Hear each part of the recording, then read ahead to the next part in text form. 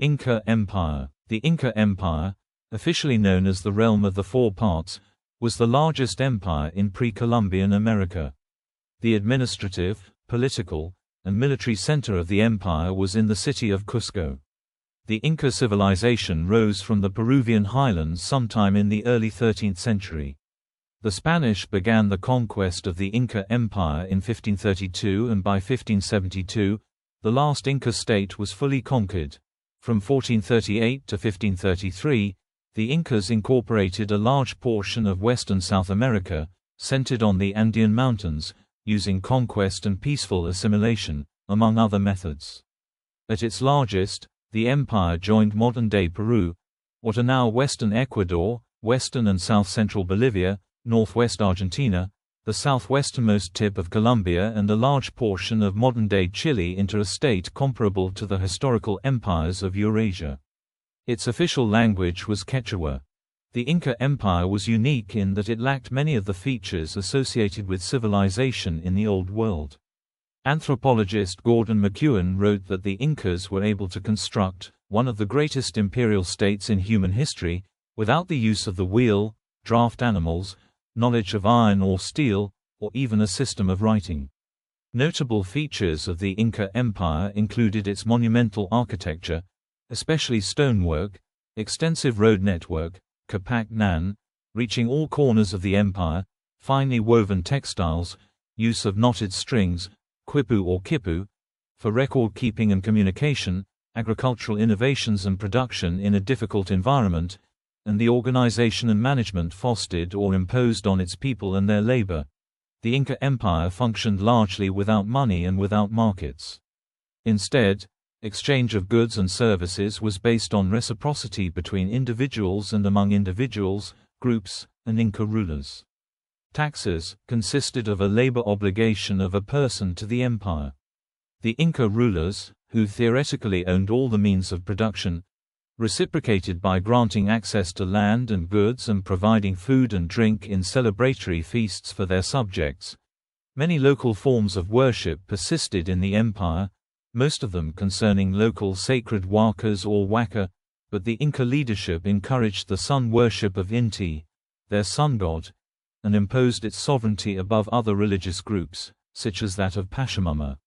The Incas considered their king, the Sapa Inca, to be the son of the sun. The Inca economy, especially in the past, was often the subject of scholarly debate.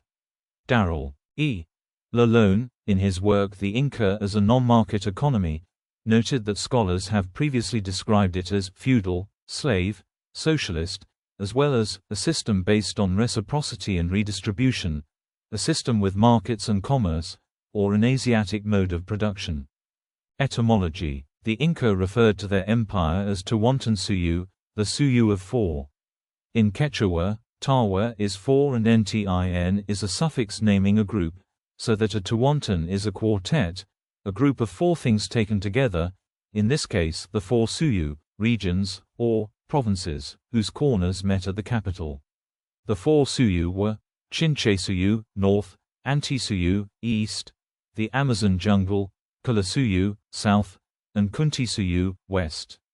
The name Tehuantepec Suyu was, therefore, a descriptive term indicating a union of provinces. The Spanish normally transliterated the name as Tehuantinsuyo, while the term Inca nowadays is translated as ruler or lord in Quechua. This term does not simply refer to the king of the Tehuantinsuyo or Sapa Inca, but also to the Inca nobles, and some theorize its meaning could be broader.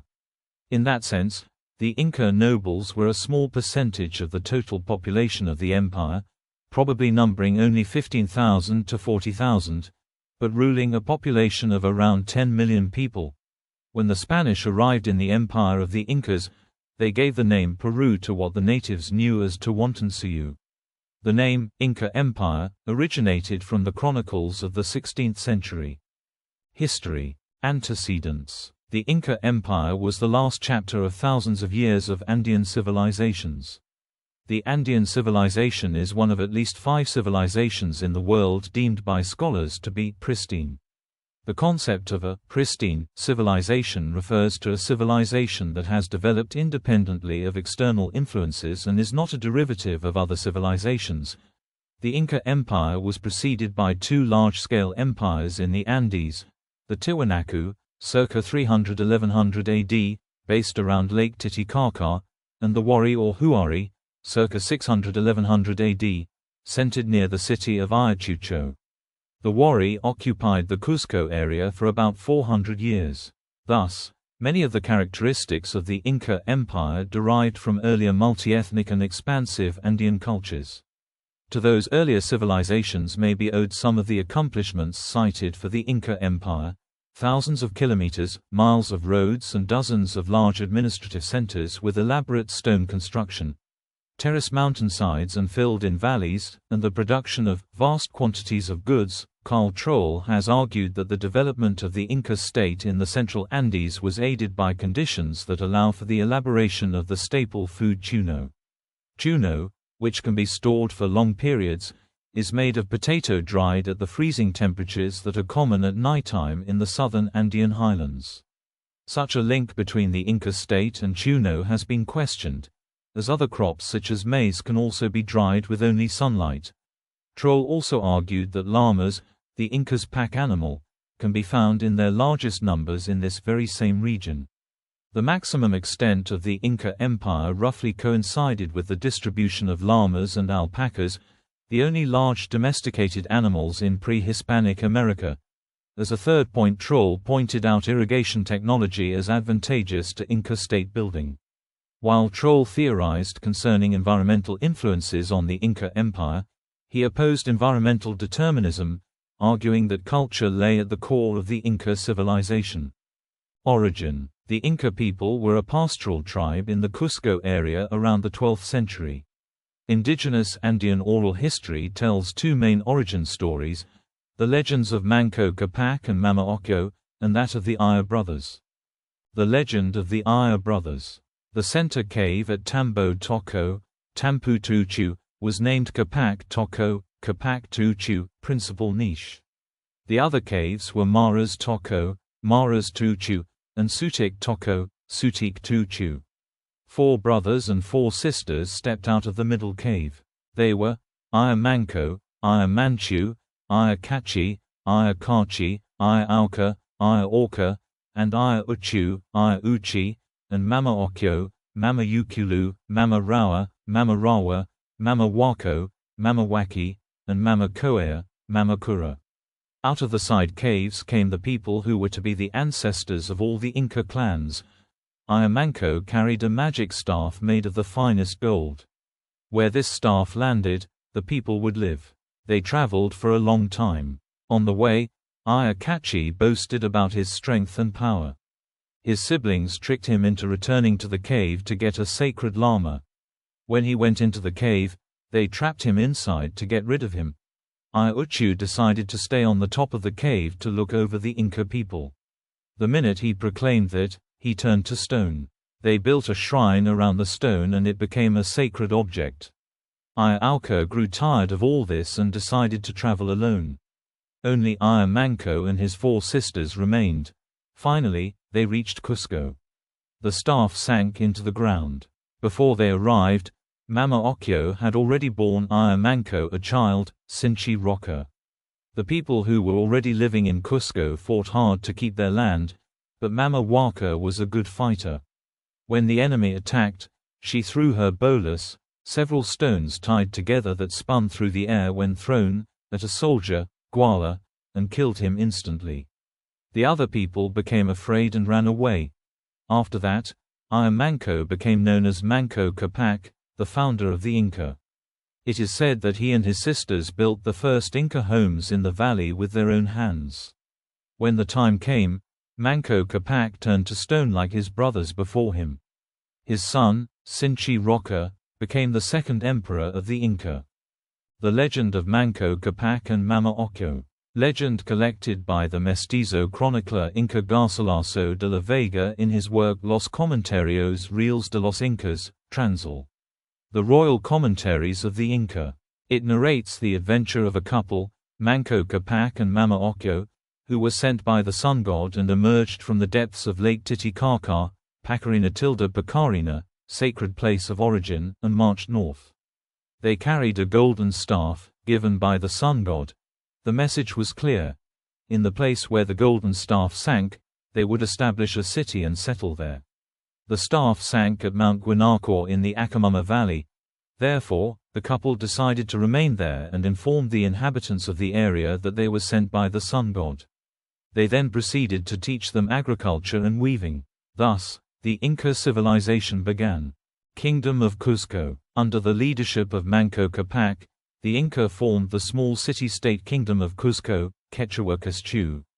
In 1438, they began a far-reaching expansion under the command of Sapa Inca, paramount leader. Pachacuti Cusi Yupinki, Pachacuti Cusi Yupanki, whose epithet Pachacuti means the turn of the world. The name of Pachacuti was given to him after he conquered the tribe of the Chancas during the Inca-Chanca War, in modern-day Apurimac.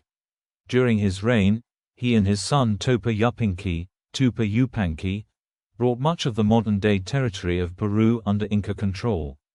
Reorganization and formation. Pachacuti reorganized the Kingdom of Cusco into the Suyu, which consisted of a central government with the Inca at its head and 4 provincial governments with strong leaders: Chinchasuyu, NW, Antisuyu, NE, Kuntisuyu, SW, and Kalasuyu, She. Pachacuti is thought to have built Machu Picchu, either as a family home or summer retreat, although it may have been an agricultural station. Pachacuti sent spies to regions he wanted in his empire, and they brought to him reports on political organization, military strength and wealth. He then sent messages to their leaders extolling the benefits of joining his empire, offering them presents of luxury goods such as high-quality textiles and promising that they would be materially richer as his subjects. Most accepted the rule of the Inca as a fait accompli and acquiesced peacefully. Refusal to accept Inca rule resulted in military conquest. Following conquest, the local rulers were executed. The rulers' children were brought to Cuzco to learn about Inca administration systems, then returned to rule their native lands. This allowed the Inca to indoctrinate them into the Inca nobility and, with luck, marry their daughters into families at various corners of the empire. Expansion and consolidation. Pachacuti had named his favorite son, Amaru Yupinki, as his co-ruler and successor. However, as co-ruler Amaru showed little interest in military affairs. Due to this lack of military talent, he faced much opposition from the Inca nobility, who began to plot against him.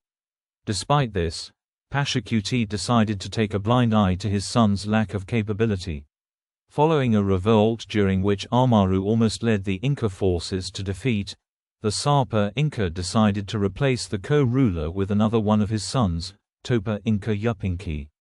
Tupac Inca Yupinki began conquests to the north in 1463 and continued them as Inca ruler after Pachacuti's death in 1471.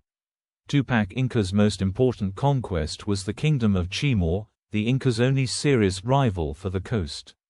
Tupac Inca's empire then stretched north into what are today Ecuador and Colombia. Topa Inca's son Huayna Cápac added a small portion of land to the north in what is today Ecuador. At its height, the Inca Empire included modern-day Peru, what are today western and south-central Bolivia, southwest Ecuador and Colombia, and a large portion of modern-day Chile, at the north of the Maule River. Traditional historiography claims the advance south halted after the Battle of the Maule, where they met determined resistance from the Mapuche. This view is challenged by historian Osvaldo Silva, who argues instead that it was the social and political framework of the Mapuche that posed the main difficulty in imposing imperial rule. Silva does accept that the Battle of the Maule was a stalemate, but argues the Incas lacked incentives for conquest they had had when fighting more complex societies such as the Chimu Empire. Silva also disputes the date given by traditional historiography for the battle, the late 15th century during the reign of Topa Inca Yupinki, 1471–93. Instead, he places it in 1532 during the Inca Civil War. Nevertheless, Silva agrees on the claim that the bulk of the Inca conquests were made during the late 15th century.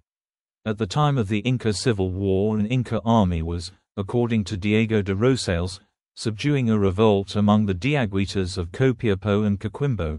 The empire's push into the Amazon basin near the Chinchipe River was stopped by the Shua in 1527. The empire extended into corners of what are today the north of Argentina and part of the southern Colombia. However, most of the southern portion of the Inca Empire, the portion denominated as Suyu, was located in the Altiplano. The Inca Empire was an amalgamation of languages, cultures and peoples. The components of the empire were not all uniformly loyal, nor were the local cultures all fully integrated. The Inca Empire as a whole had an economy based on exchange and taxation of luxury goods and labor. The following quote describes a method of taxation, for as is well known to all, not a single village of the highlands or the plains failed to pay the tribute levied on it by those who were in charge of these matters. There were even provinces where, when the natives alleged that they were unable to pay their tribute, the Inca ordered that each inhabitant should be obliged to turn in every 4 months a large quill full of live lice, which was the Incas' way of teaching and accustoming them to pay tribute. Inca Civil War and Spanish Conquest. Spanish conquistadors led by Francisco Pizarro and his brothers explored south from what is today Panama, reaching Inca territory by 1526. It was clear that they had reached a wealthy land with prospects of great treasure, and after another expedition in 1529 Pizarro traveled to Spain and received royal approval to conquer the region and be its viceroy. This approval was received as detailed in the following quote. In July 1529, the Queen of Spain signed a charter allowing Pizarro to conquer the Incas. Pizarro was named governor and captain of all conquests in Peru, or New Castile, as the Spanish now called the land. When the conquistadors returned to Peru in 1532, a war of succession between the sons of Sapa Inca Huayna Cápac, Huáscar and Atahualpa, and unrest among newly conquered territories weakened the empire. Perhaps more importantly, smallpox, influenza, typhus and measles had spread from Central America. The first epidemic of European disease in the Inca Empire was probably in the 1520s, killing Huayna Cápac, his designated heir, and an unknown, probably large, number of other Inca subjects. The forces led by Pizarro consisted of 168 men, along with 1 cannon and 27 horses. The conquistadors were armed with lances, arquebuses, steel armor and long swords. In contrast, the Inca used weapons made out of wood, stone, copper and bronze, while using an alpaca fiber-based armor, putting them at significant technological disadvantage. None of their weapons could pierce the Spanish steel armor. In addition, due to the absence of horses in Peru, the Inca did not develop tactics to fight cavalry. However, the Inca were still effective warriors, being able to successfully fight the Mapuche, who later would strategically defeat the Spanish as they expanded further south. The first engagement between the Inca and the Spanish was the Battle of Puno, near present-day Guayaquil, Ecuador, on the Pacific coast. Pizarro then founded the city of Piura in July 1532. Hernando de Soto was sent inland to explore the interior and returned with an invitation to meet the Inca, Atahualpa, who had defeated his brother in the Civil War and was resting at Cajamarca with his army of 80,000 troops, that were at the moment armed only with hunting tools, knives and lassos for hunting llamas. Pizarro and some of his men, most notably a friar named Vicente de Valverde, met with the Inca, who had brought only a small retinue. The Inca offered them ceremonial chicha in a golden cup, which the Spanish rejected. The Spanish interpreter, Friar Vicente, read the requerimiento that demanded that he and his empire accept the rule of King Charles I of Spain and convert to Christianity. Atahualpa dismissed the message and asked him to leave. After this, the Spanish began their attack against the mostly unarmed Inca, captured Atahualpa as hostage, and forced the Inca to collaborate. Atahualpa offered the Spaniards enough gold to fill the room he was imprisoned in and twice that amount of silver. The Inca fulfilled this ransom, but Pizarro deceived them, refusing to release the Inca afterwards. During Atahualpa's imprisonment, Huascar was assassinated elsewhere. The Spaniards maintained that this was at Atahualpa's orders. This was used as one of the charges against Atahualpa when the Spaniards finally executed him, in August 1533. Although defeat often implies an unwanted loss in battle, many of the diverse ethnic groups ruled by the Inca welcomed the Spanish invaders as liberators and willingly settled down with them to share rule of Andean farmers and miners. Many regional leaders, known as Caracas, continued to serve the Spanish overlords, called encomenderos, as they had served the Inca overlords. Other than efforts to spread the religion of Christianity, the Spanish benefited from and made little effort to change the society and culture of the former Inca Empire until the rule of Francisco de Toledo as viceroy from 1569 to 1581. End of the Inca Empire. The Spanish installed Atahualpa's brother Manco Inca Yupinqui in power. For some time Manco cooperated with the Spanish while they fought to put down resistance in the north. Meanwhile, an associate of Pizarro, Diego de Almagro, attempted to claim Cuzco. Manco tried to use this intra-Spanish feud to his advantage, recapturing Cuzco in 1536, but the Spanish retook the city afterwards. Manco Inca then retreated to the mountains of Vilcabamba and established the small Neo-Inca state, where he and his successors ruled for another 36 years, sometimes raiding the Spanish or inciting revolts against them. In 1572, the last Inca stronghold was conquered and the last ruler, Topa Amaru, Manco's son, was captured and executed. This ended resistance to the Spanish conquest under the political authority of the Inca state. After the fall of the Inca Empire, many aspects of Inca culture were systematically destroyed, including their sophisticated farming system, known as the vertical archipelago model of agriculture. Spanish colonial officials used the Inca meter corvée labor system for colonial aims, sometimes brutally. One member of each family was forced to work in the gold and silver mines, the foremost of which was the titanic silver mine at Potosi. When a family member died, which would usually happen within a year or two, the family was required to send a replacement. Although smallpox is usually presumed to have spread through the empire before the arrival of the Spaniards, the devastation is also consistent with other theories. Beginning in Colombia, smallpox spread rapidly before the Spanish invaders first arrived in the empire. The spread was probably aided by the efficient Inca road system. Smallpox was only the first epidemic. Other diseases, including a probable typhus outbreak in 1546, influenza and smallpox together in 1558, smallpox again in 1589, diphtheria in 1614, and measles in 1618, all ravaged the Inca people. There would be periodic attempts by indigenous leaders to expel the Spanish colonists and recreate the Inca Empire until the late 18th century. See Juan Santos Atahualpa and Tupac Amaru II. Society. Population. The number of people inhabiting Suyu at its peak is uncertain, with estimates ranging from 4–37 million. Most population estimates are in the range of 6 to 14 million. In spite of the fact that the Inca kept excellent census records using their quipus, knowledge of how to read them was lost as almost all fell into disuse and disintegrated over time or were destroyed by the Spaniards. Languages. The empire was linguistically diverse. Some of the most important languages were Quechua, Aymara, Puquina and Mexica, respectively, mainly spoken in the central Andes, the Altiplano, Calasuyu, the south coast, Kuntisuyu, and the area of the north coast, Chinchaysuyu, around Chan Chan, today Trujillo.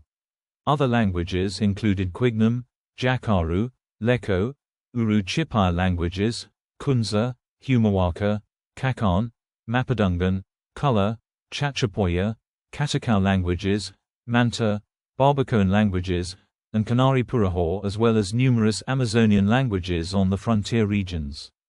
The exact linguistic topography of the pre-Columbian and early colonial Andes remains incompletely understood, owing to the extinction of several languages and the loss of historical records.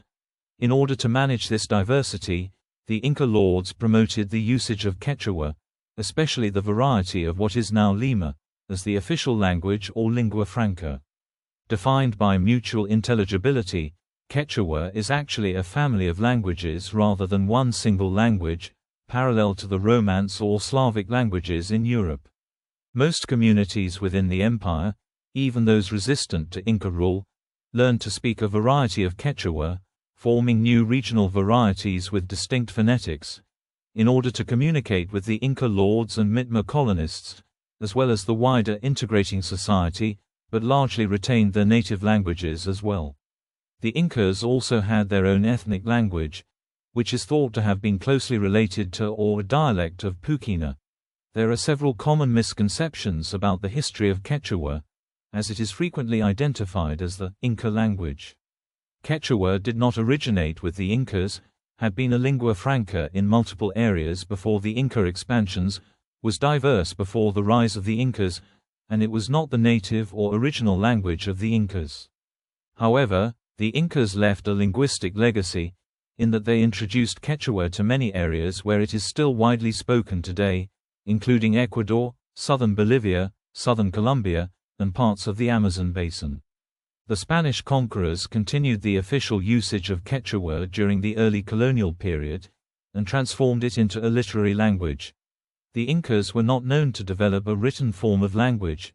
However, they visually recorded narratives through paintings on vases and cups, quiras. These paintings are usually accompanied by geometric patterns known as tocapu, which are also found in textiles. Researchers have speculated that tocapu patterns could have served as a form of written communication, e.g. heraldry, or glyphs, however. This remains unclear. The Incas also kept records by using quipus. Age and defining gender. The high infant mortality rates that plagued the Inca Empire caused all newborn infants to be given the term wawa when they were born. Most families did not invest very much into their child until they reached the age of 2 or 3 years old. Once the child reached the age of 3, a coming-of-age ceremony occurred, called the Rutuchikui. For the Incas, this ceremony indicated that the child had entered the stage of ignorance. During this ceremony, the family would invite all relatives to their house for food and dance, and then each member of the family would receive a lock of hair from the child. After each family member had received a lock, the father would shave the child's head. This stage of life was categorized by a stage of ignorance, inexperience, and lack of reason, a condition that the child would overcome with time. For Inca society, in order to advance from the stage of ignorance to development, the child must learn the roles associated with their gender. The next important ritual was to celebrate the maturity of a child. Unlike the coming-of-age ceremony, the celebration of maturity signified the child's sexual potency. This celebration of puberty was called Warichikui for boys and Kikuchikui for girls. The Warichikui ceremony included dancing, fasting, tasks to display strength, and family ceremonies. The boy would also be given new clothes and taught how to act as an unmarried man. The Kikuchikui signified the onset of menstruation, upon which the girl would go into the forest alone and return only once the bleeding had ended. In the forest she would fast, and, once returned, the girl would be given a new name, adult clothing, and advice. This folly stage of life was the time young adults were allowed to have sex without being a parent. Between the ages of 20 and 30, people were considered young adults, ripe for serious thought and labor. Young adults were able to retain their youthful status by living at home and assisting in their home community. Young adults only reached full maturity and independence once they had married. At the end of life, the terms for men and women denote loss of sexual vitality and humanity. Specifically, the decrepitude stage signifies the loss of mental well-being and further physical decline. Marriage. In the Inca Empire, the age of marriage differed for men and women. Men typically married at the age of 20, while women usually got married about 4 years earlier at the age of 16. Men who were highly ranked in society could have multiple wives, but those lower in the ranks could only take a single wife. Marriages were typically within classes and resembled a more business-like agreement. Once married, the women were expected to cook, collect food and watch over the children and livestock. Girls and mothers would also work around the house to keep it orderly to please the public inspectors. These duties remained the same even after wives became pregnant, and with the added responsibility of praying and making offerings to Canopa, who was the god of pregnancy. It was typical for marriages to begin on a trial basis, with both men and women having a say in the longevity of the marriage. If the man felt that it would not work out, or if the woman wanted to return to her parents' home, the marriage would end. Once the marriage was final, the only way the two could be divorced was if they did not have a child together. Marriage within the empire was crucial for survival. A family was considered disadvantaged if there was not a married couple at the center, because everyday life centered around the balance of male and female tasks. Gender roles. According to some historians, such as Terence N. Daltroy, male and female roles were considered equal in Inca society. The indigenous cultures saw the two genders as complementary parts of a whole. In other words, there was not a hierarchical structure in the domestic sphere for the Incas. Within the domestic sphere, women came to be known as weavers, although there is significant evidence to suggest that this gender role did not appear until colonizing Spaniards realized women's productive talents in this sphere and used it to their economic advantage. There is evidence to suggest that both men and women contributed equally to the weaving tasks in pre-Hispanic Andean culture. Women's everyday tasks included spinning, watching the children, weaving cloth, cooking, brewing shishi, preparing fields for cultivation, planting seeds, bearing children, harvesting, weeding, hoeing, herding, and carrying water. Men, on the other hand, weeded, plowed, participated in combat, helped in the harvest, carried firewood, built houses, herded llama and alpaca, and spun and wove when necessary. This relationship between the genders may have been complementary. Onlooking Spaniards believed women were treated like slaves, because women did not work in Spanish society to the same extent, and certainly did not work in fields. Women were sometimes allowed to own land and herds because inheritance was passed down from both the mother's and father's side of the family. Kinship within the Inca society followed a parallel line of descent. In other words, women descended from women and men descended from men. Due to the parallel descent, a woman had access to land and other assets through her mother. Education. It was extremely classist and formal. Only the children of the central nobility and certain levels of the Curaçao, Hatun Curica, received systematic education. They had to attend the Yachaywasi, House of Knowledge, in Cusco to learn from the Amautas, Wisers, and the Jaravicas, poets. They learned languages, accounting, astronomy, about wars and political application strategies. The non-formalized education for the Hatun Runas was given in daily life. In practice, it was also given in the assemblies of the Ayathli or Kamashiko, where they were mainly taught the three moral and legal principles: Alma Quella, don't be lazy; Alma Sua, don't steal; and Alma Lulla, don't lie.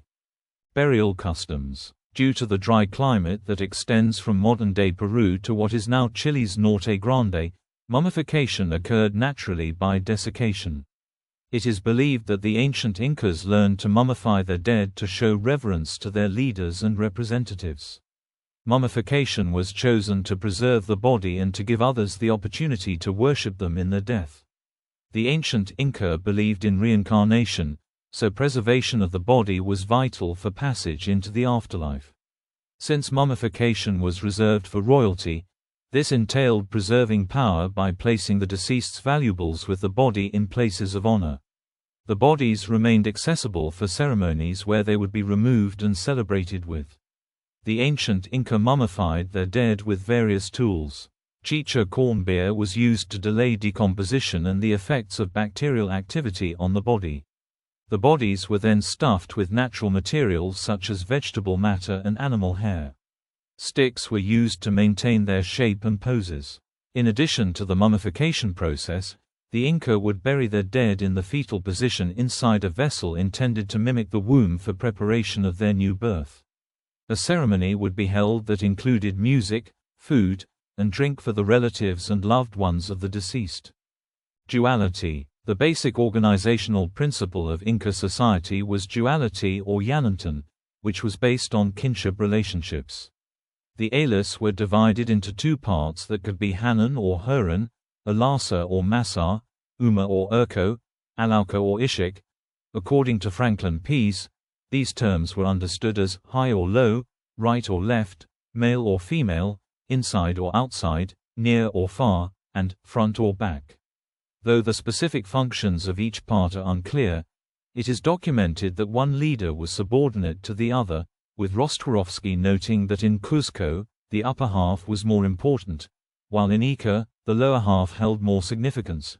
Pease also points out that both halves were integrated through reciprocity.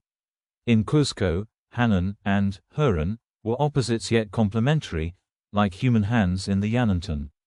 Religion. Inca myths were transmitted orally until early Spanish colonists recorded them. However, some scholars claim that they were recorded on quipus and in knotted string records. The Inca believed in reincarnation. After death, the passage to the next world was fraught with difficulties. The spirit of the dead, Camaquin, would need to follow a long road, and during the trip the assistance of a black dog that could see in the dark was required. Most Incas imagined the afterworld to be like an earthly paradise with flower-covered fields and snow-capped mountains. It was important to the Inca that they not die as a result of burning, or that the body of the deceased not be incinerated. Burning would cause their vital force to disappear and threaten their passage to the afterworld. The Inca nobility practiced cranial deformation. They wrapped tight cloth straps around the heads of newborns to shape their soft skulls into a more conical form, thus distinguishing the nobility from other social classes. The Incas made human sacrifices.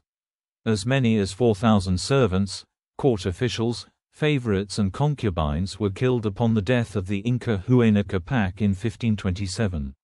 The Incas performed child sacrifices around important events, such as the death of the Sapa Inca or during a famine. These sacrifices were known as Capacocha or Cápac Hucha. The Incas were polytheists who worshipped many gods. These included Viracocha, Wiriccha, also Pachacamac or Pachacamac, created all living things. Apu Alapu, rain god, prayed to when they need rain.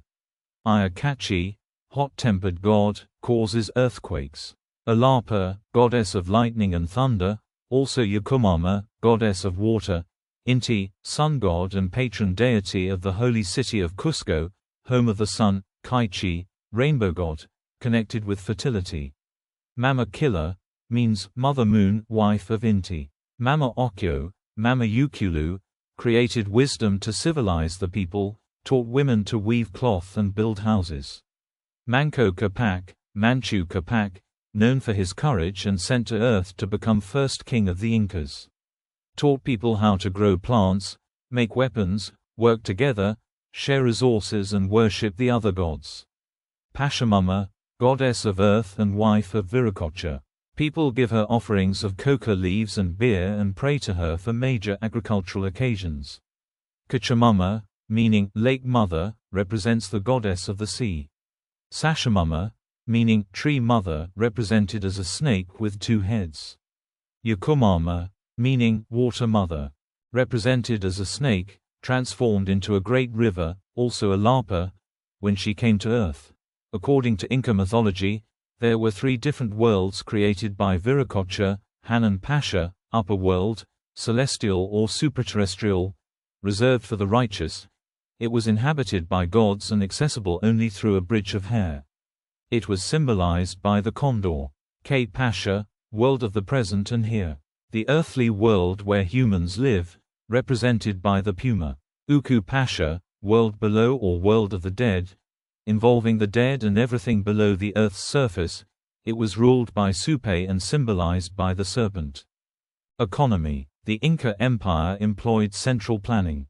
Coastal chiefdoms within the Inca Empire punctually traded with outside regions, although they did not operate a substantial internal market economy. While axe monies were used along the northern coast, where the custom of reciprocity was not in place, presumably by the provincial Mindalore trading class, Most households in the empire lived in a traditional economy in which households were required to pay tributes, usually in the form of the mita corvée labor, and military obligations, though barter, or trueque, was present in some areas. In return, the state provided security, food in times of hardship through the supply of emergency resources, agricultural projects, e.g. aqueducts and terraces, to increase productivity, and occasional feasts hosted by Inca officials for their subjects. While mita was used by the state to obtain labor, individual villages had a pre-Inca system of communal work, known as minca. This system survives to the modern day, known as minca or fina. The economy rested on the material foundations of the vertical archipelago, a system of ecological complementarity in accessing resources and the cultural foundation of aini, or reciprocal exchange. Agriculture. It was the main economic activity in the Tehuantan Suyu, followed by livestock raising. It was a mixed economy with agrarian technology based on ancestral knowledge such as the Andines, terraces, huachak, sunken fields, waru-waru, raised fields, kucha, artificial lakes, and the improvement of cultivation tools, like the chaquiticla and the raucana. The potato was the staple food with over 200 species and 5,000 different varieties, while corn and coca were considered sacred plants. They also built agrobiological experimentation centers such as Murray, Cuzco, Castrovirreyna, Huancavelica, and Carania, Yauyos, through circular terraces where the products of the entire empire were reproduced. Animal husbandry. In pre-Hispanic Andes, camelids played a crucial role in the economy. The domesticated species, llama and alpaca, were raised in large herds and used for various purposes within the Inca production system. Additionally, two wild camelid species, vicuña and guanaco, were also utilized. Vicuñas were hunted through collective drives, charcos, sheared with tools like stones, knives, and metal axes, and then released to maintain their population. Guanacos were hunted for their highly valued meat. Chronicles indicate that all camelid meat was consumed, but due to restrictions on slaughter, its consumption was likely considered a luxury. Fresh meat was probably accessible mainly to the military or during ceremonial occasions involving widespread distribution of sacrificed animals. During the colonial period, pastures diminished or degraded due to the massive presence of introduced Spanish animals and their feeding habits, significantly altering the Andean environment. Government. Beliefs. The Sapa Inca, the head of Upper Cusco, was conceptualized as divine and was effectively head of the state religion. The Wilik Umu, or chief priest, the head of Lower Cusco, was second to the emperor. Local religious traditions continued and in some cases such as the oracle at Pachacamac on the coast, were officially venerated. Following Pachacuti, the Sapa Inca claimed descent from Inti, who placed a high value on imperial blood. By the end of the empire, it was common to incestuously wed brother and sister. He was son of the sun, and his people the Intip Churan, or children of the sun, and both his right to rule and mission to conquer derived from his holy ancestor. The Sapa Inca also presided over ideologically important festivals, notably during the Inti Raymi or Sun Festival, attended by soldiers, mummified rulers, nobles, clerics and the general population of Cusco beginning on the June solstice and culminating 9 days later with the ritual breaking of the earth using a foot plow by the Inca. Moreover, Cusco was considered cosmologically central, loaded as it was with huacas and radiating sect lines as the geographic center of the four quarters. Inca Garcilaso de la Vega called it the navel of the universe. Organization of the empire. The Inca Empire was a decentralized government consisting of a central government with the Inca at its head and 4 regional quarters, or Suyu, Chinche Suyu, NW, Anti Suyu, NE, Kunti Suyu, SW, Kula Suyu, She. The 4 corners of these quarters met at the center, Cuzco. These Suyu were likely created around 1460 during the reign of Pachacuti before the empire reached its largest territorial extent. At the time the Suyu were established, they were roughly of equal size and only later changed their proportions as the empire expanded north and south along the Andes. Cuzco was likely not organized as a wamani or province. Rather, it was probably somewhat akin to a modern federal district, like Washington, D.C. or Mexico City. The city sat at the center of the four Suyu and served as the preeminent center of politics and religion. While Cuzco was essentially governed by the Sapa Inca, his relatives and the royal Panica lineages, each Suyu was governed by an Apu, a term of esteem used for men of high status and for venerated mountains. Both Cuzco as a district and the four Suyu as administrative regions were grouped into Upper Hanan and Lower Huron divisions. As the Inca did not have written records, it is impossible to exhaustively list the constituent wamani. However, colonial records allow us to reconstruct a partial list. There were likely more than 86 wamani, with more than 48 in the highlands and more than 38 on the coast. Suyu. The most populous Suyu was Chinche Suyu, which encompassed the former Chimu Empire and much of the northern Andes. At its largest extent, it extended through much of what are now Ecuador and Colombia. The largest Suyu by area was Kula Suyu, named after the Aymara-speaking Kula people. It encompassed what is now the Bolivian Altiplano and much of the southern Andes, reaching what is now Argentina and as far south as the Maipo or Maule River in modern central Chile. Historian José Bengoa singled out Quillota as likely being the foremost Inca settlement in Chile. The second smallest Suyu, Antisuyu, was northwest of Cusco in the high Andes. Its name is the root of the word Andes. Kuntisuyu was the smallest Suyu, located along the southern coast of modern Peru, extending into the highlands towards Cusco. Laws. The Inca state had no separate judiciary or codified laws. Customs, expectations and traditional local power holders governed behavior. The state had legal force, such as through Tukoi Rakuk, lit. He who sees all, or inspectors. The highest such inspector, typically a blood relative to the Sapa Inca, acted independently of the conventional hierarchy, providing a point of view for the Sapa Inca free of bureaucratic influence. The Inca had three moral precepts that governed their behavior: Arma Sua, do not steal; Arma Lulla, do not lie; Arma Quella, do not be lazy. Administration. Colonial sources are not entirely clear or in agreement about Inca government structure, such as exact duties and functions of government positions. But the basic structure can be broadly described. The top was the Sapa Inca, who wore the Masque Pasha as a symbol of power. Below that may have been the Wilik Umu, literally the priest who recounts, the high priest of the sun. However, beneath the Sapa Inca also sat the Inca Branton, who was a confidant and assistant to the Sapa Inca, perhaps similar to a prime minister. Starting with Topa Inca Yupinki, a council of the realm, was composed of 16 nobles, 2 from Hanan Cusco, 2 from Huron Cusco, 4 from Chinche Suyu, 2 from Kunti Suyu, 4 from Kola Suyu, and 2 from Antisuyu. This weighting of representation balanced the Hanan and Huron divisions of the empire, both within Cusco and within the quarters, Hanan Suyu and Huron Suyu. While provincial bureaucracy and government varied greatly, the basic organization was decimal. Taxpayers, male heads of household of a certain age range, were organized into corvée labor units, often doubling as military units, that formed the state's muscle as part of mita service. Each unit of more than 100 taxpayers were headed by a Caraka, while smaller units were headed by a Kamayuk, a lower, non-hereditary status. However, while Caraka status was hereditary and typically served for life, the position of a Caraka in the hierarchy was subject to change based on the privileges of superiors in the hierarchy. A Pachaka Caraka could be appointed to the position by a Warinka Caraka.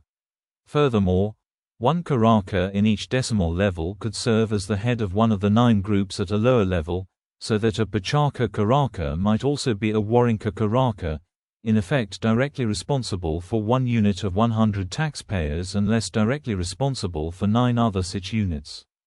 Culture. Monumental architecture. We can assure your majesty that it is so beautiful and has such fine buildings that it would even be remarkable in Spain. Francisco Pizarro architecture was the most important of the Inca arts, with textiles reflecting architectural motifs. The most notable example is Machu Picchu, which was constructed by Inca engineers. The prime Inca structures were made of stone blocks that fit together so well that a knife could not be fitted through the stonework. These constructs have survived for centuries, with no use of mortar to sustain them. This process was first used on a large scale by the Pucara, circa 300 BC. Add 300 peoples to the south in Lake Titicaca and later in the city of Tiwanaku, circa add 400 in what is now Bolivia. The rocks were sculpted to fit together exactly by repeatedly lowering a rock onto another and carving away any sections on the lower rock where the dust was compressed. The tight fit and the concavity on the lower rocks made them extraordinarily stable, despite the ongoing challenge of earthquakes and volcanic activity. Tunics. Tunics were created by skilled Inca textile makers as a piece of warm clothing, but they also symbolized cultural and political status and power. Cumbi was the fine, tapestry-woven woolen cloth that was produced and necessary for the creation of tunics. Cumbi was produced by specially appointed women and men. Generally, textile making was practiced by both men and women. As emphasized by certain historians, only with European conquest was it deemed that women would become the primary weavers in society, as opposed to Inca society where specialty textiles were produced by men and women equally. Complex patterns and designs were meant to convey information about order in Andean society as well as the universe. Tunics could also symbolize one's relationship to ancient rulers or important ancestors. These textiles were frequently designed to represent the physical order of a society, for example, the flow of tribute within an empire. Many tunics have a checkerboard effect, which is known as the Coca pattern. According to historians Kenneth Mills, William B. Taylor, and Sandra Lauderdale Graham, the Kolkapata patterns seem to have expressed concepts of commonality and, ultimately, unity of all ranks of people, representing a careful kind of foundation upon which the structure of Incaic universalism was built. Rulers wore various tunics throughout the year, switching them out for different occasions and feasts. The symbols present within the tunics suggest the importance of pictographic expression within Inca and other Andean societies far before the iconographies of the Spanish Christians. Uncu. Uncu was a men's garment similar to a tunic. It was an upper body garment of knee length. Royals wore it with a mantle cloth called yakala. Ceramics, precious metals and textiles. Ceramics were painted using the polychrome technique, portraying numerous motifs including animals, birds, waves, felines, popular in the Chavan culture, and geometric patterns found in the Nazca style of ceramics. In a culture without a written language, ceramics portrayed the basic scenes of everyday life, including the smelting of metals, relationships and scenes of tribal warfare. The most distinctive Inca ceramic objects are the Urpu, Cuzco bottles or aribolos, mainly used for the production of chicha. Many of these pieces are on display in Lima in the Larco Archaeological Museum and the National Museum of Archaeology, Anthropology and History. Almost all of the gold and silver work of the Inca Empire was melted down by the conquistadors and shipped back to Spain. Coca. The Incas revered the coca plant as sacred, magical. Its leaves were used in moderate amounts to lessen hunger and pain during work, but were mostly used for religious and health purposes. The Spaniards took advantage of the effects of chewing coca leaves. The Chasquis, messengers who ran throughout the empire to deliver messages, chewed coca leaves for extra energy. Coca leaves were also used as an anesthetic during surgeries. Banner of the Inca. Chronicles and references from the 16th and 17th centuries support the idea of a banner. However, it represented the Inca emperor, not the empire. Francisco López de Jerez wrote in 1534, Todos venían repartidos en sus escuadras con sus banderas y capitanes que los mandan, con tanto concierto como turcos. All of them came distributed into squads, with their flags and captains commanding them, as well ordered as Turks.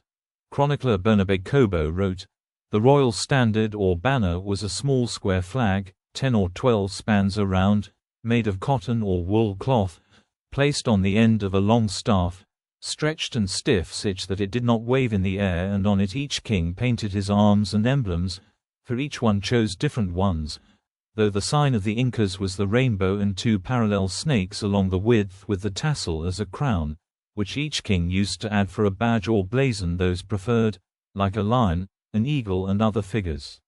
El gobierno estandarte real era una banderilla cuadrada y pequeña, de 10 o 2 palmos de ruedo, hecha de lienzo de algodón o de lana, iba puesta en el remate de una asta larga, tendida y tiesa, sin que ondes al aire, y en ella pintaba cada rey sus armas y divisas, por cada una las escolla diferentes, las generales de los Incas eran el arco celeste y 2 culebras tendidas a lo largo paralelas con la borda que la servía de corona, a las cuales solía añadir por divisa y blasón cada rey las que la parecía, como un león, un águila y otras figuras.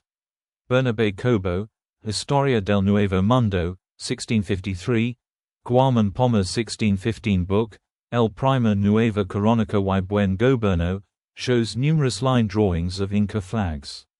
In his 1847 book A History of the Conquest of Peru, William H. Prescott says that in the Inca army each company had its particular banner and that the imperial standard, high above all, displayed the glittering device of the rainbow, the armorial ensign of the Incas. A 1917 World Flags book says the Inca, heir apparent, was entitled to display the royal standard of the rainbow in his military campaigns. In modern times the rainbow flag has been wrongly associated with the Tehuantepec Suyu and displayed as a symbol of Inca heritage by some groups in Peru and Bolivia. The city of Cuzco also flies the rainbow flag, but as an official flag of the city. The Peruvian President Alejandro Toledo, 2001 to 2006, flew the rainbow flag in Lima's presidential palace. However, according to the Peruvian historiography, the Inca Empire never had a flag. Peruvian historian Maria Rosthorovsky said, "I bet my life, the Inca never had that flag, it never existed, no chronicler mentioned it." Also, to the Peruvian newspaper El Comercio, the flag dates to the first decades of the 20th century, and even the Congress of the Republic of Peru has determined that the flag is a fake by citing the conclusion of the National Academy of Peruvian History. The official use of the wrongly called Tehuantepec flag is a mistake. In the pre-Hispanic Andean world, there did not exist the concept of a flag, it did not belong to their historic context. National Academy of Peruvian History.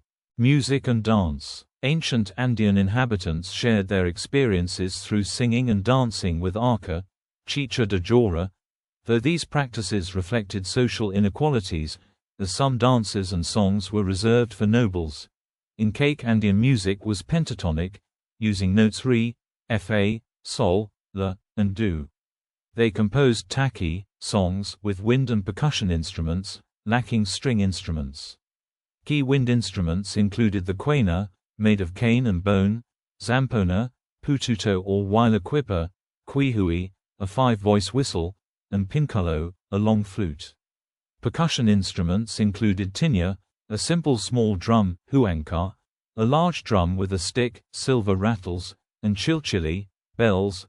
Dances were categorized as nobiliary dances for the Sapa Inca and the Panicas, such as Uarixa Araui and Guayara, as well as Guari for young nobles.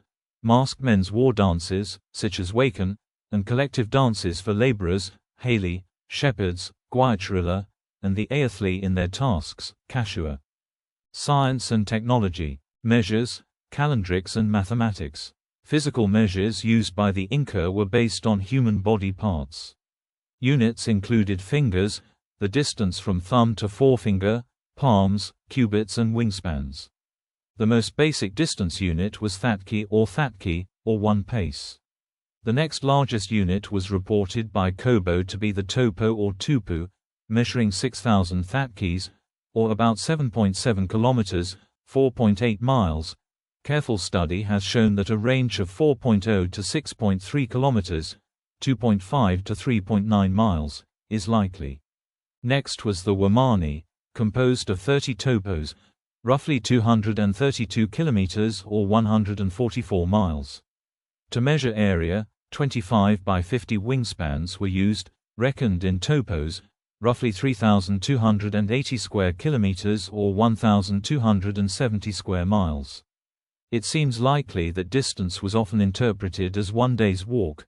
The distance between tambo way stations varies widely in terms of distance, but far less in terms of time to walk that distance. Inca calendars were strongly tied to astronomy. Inca astronomers understood equinoxes, solstices and zenith passages, along with the Venus cycle. They could not, however, predict eclipses. The Inca calendar was essentially lunisolar, as two calendars were maintained in parallel, one solar and one lunar. As 12 lunar months fall 11 days short of a full 365-day solar year, those in charge of the calendar had to adjust every winter solstice. Each lunar month was marked with festivals and rituals. Apparently, the days of the week were not named and days were not grouped into weeks. Similarly, months were not grouped into seasons. Time during a day was not measured in hours or minutes, but in terms of how far the sun had traveled or in how long it had taken to perform a task. The sophistication of Inca administration, calendrics and engineering required facility with numbers. Numerical information was stored in the knots of quipu strings, allowing for compact storage of large numbers. These numbers were stored in base 10 digits, the same base used by the Quechua language and in administrative and military units. These numbers, stored in quipu, could be calculated on upanas, grids with squares of positionally varying mathematical values, perhaps functioning as an abacus. Calculation was facilitated by moving piles of tokens, seeds or pebbles between compartments of the upana. It is likely that Inca mathematics at least allowed division of integers into integers or fractions and multiplication of integers and fractions. According to mid-17th century Jesuit chronicler Bernabe Cobo, the Inca designated officials to perform accounting-related tasks. These officials were called Quipo Cameos. Study of Quipu sample Virginia, 42527, Museum für Volkerkunde, Berlin, revealed that the numbers arranged in calendrically significant patterns were used for agricultural purposes in the farm account books, kept by the Quipucamaic, accountant or warehouse keeper, to facilitate the closing of accounting books. Communication and medicine. The Inca recorded information on assemblages of knotted strings, known as quipu, although they can no longer be decoded. Originally it was thought that quipu were used only as mnemonic devices or to record numerical data. Quipus are also believed to record history and literature. The Inca made many discoveries in medicine. They performed successful skull surgery, by cutting holes in the skull to alleviate fluid buildup and inflammation caused by head wounds. Many skull surgeries performed by Inca surgeons were successful. Survival rates were 80 to 90%, compared to about 30% before Inca times. According to chronicler Bernabe Cobo, they also had a deep knowledge of herbalism, and the Spanish soldiers trusted the hands of an indigenous surgeon more than one of the barbers who accompanied them. Weapons, armor and warfare. The Inca army was the most powerful at that time, because any ordinary villager or farmer could be recruited as a soldier as part of the mita system of mandatory public service. Every able-bodied male Inca of fighting age had to take part in war in some capacity at least once and to prepare for warfare again when needed. By the time the empire reached its largest size, every section of the empire contributed in setting up an army for war. The Incas had no iron or steel and their weapons were not much more effective than those of their opponents, so they often defeated opponents by sheer force of numbers, or else by persuading them to surrender beforehand by offering generous terms. Inca weaponry included hardwood spears launched using throwers, arrows, javelins, slings, the bolus, clubs, and maces with star-shaped heads made of copper or bronze. Rolling rocks downhill onto the enemy was a common strategy, taking advantage of the hilly terrain. Fighting was sometimes accompanied by drums and trumpets made of wood, shell or bone. Armor included helmets made of wood, cane, or animal skin, often lined with copper or bronze. Some were adorned with feathers. Round or square shields made from wood or hide. Cloth tunics padded with cotton and small wooden planks to protect the spine. Ceremonial metal breastplates, of copper, silver, and gold, have been found in burial sites, some of which may have also been used in battle. Roads allowed quick movement, on foot, for the Inca army. Shelters called tambo and storage silos called kulkas were built one day's traveling distance from each other, so an army on campaign could be fed and rested. This can be seen in names of ruins such as Ollantay Tambo or the storehouse of Ollantay. These were set up so the Inca and his entourage would always have supplies, and possibly shelter, ready as they traveled. Adaptations to altitude. The people of the Andes, including the Incas, were able to adapt to high altitude living through successful acclimatization, which is characterized by increasing oxygen supply to the blood tissues. For the native living in the Andean highlands, this was achieved through the development of a larger lung capacity and an increase in red blood cell counts, hemoglobin concentration, and capillary beds. Compared to other humans, the Andeans had slower heart rates, almost one-third larger lung capacity, about 4 pints, more blood volume and double the amount of hemoglobin, which transfers oxygen from the lungs to the rest of the body. While the conquistadors may have been taller, the Inca had the advantage of coping with the extraordinary altitude. The Tibetans in Asia living in the Himalayas are also adapted to living in high altitudes, although the adaptation is different from that of the Andeans.